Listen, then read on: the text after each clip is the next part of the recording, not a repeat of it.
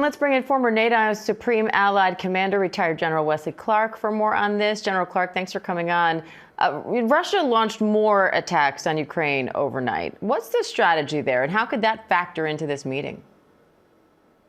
Russia wants to put more military pressure on Ukraine to break Ukraine's will to resist whatever Russia can get in the way of concessions from President Trump. It's that simple. Moments ago on Air Force One, President Trump told our Rachel Scott that he's not there to negotiate for Ukraine. I want to play some of that moment for you. Are the territorial swaps on the table?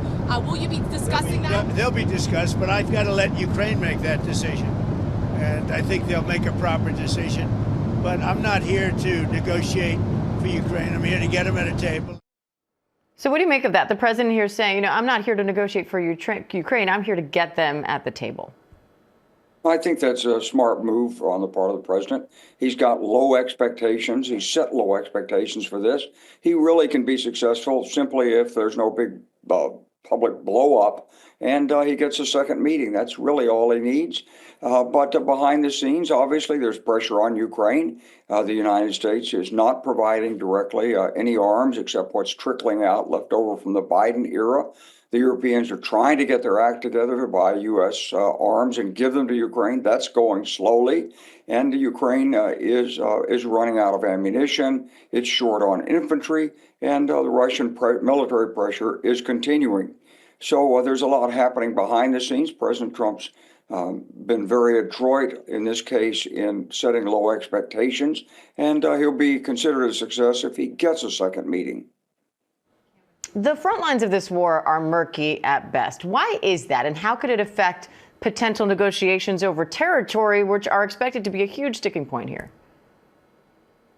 The Ukrainian military is unlikely under any circumstances to give up any territory. So yes, it is a huge sticking point. But President Trump has a way of moving step by step. He's not trying to make a big leap on this, and he's going to let events unfold. President Putin would like to see President Trump pull away from Europe, pull away from Ukraine a little bit, and focus more on U.S.-Russian relations. And so he'll be introducing that at the summit. And President Trump has always been sort of enamored with getting a better relationship with Russia. As he said, 11 time zones, lots of real estate.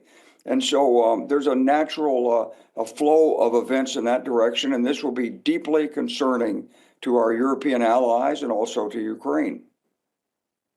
European leaders insist a ceasefire should be the first step in the peace process. Ideally, they would like that to happen before this meeting even happens. Obviously, that's not the case. But how likely do you think we could see a ceasefire come out of this meeting or shortly after? I'd be surprised if there's a ceasefire right now because Russia considers that it has the advantage on the battlefield. But Russia may propose something like a ceasefire on aerial attacks because in this area, Ukraine's doing real damage to Russia's petrochemical complex. All right. Former NATO Supreme Allied Commander, General Wesley Clark. Always great to have you, General. Thank you.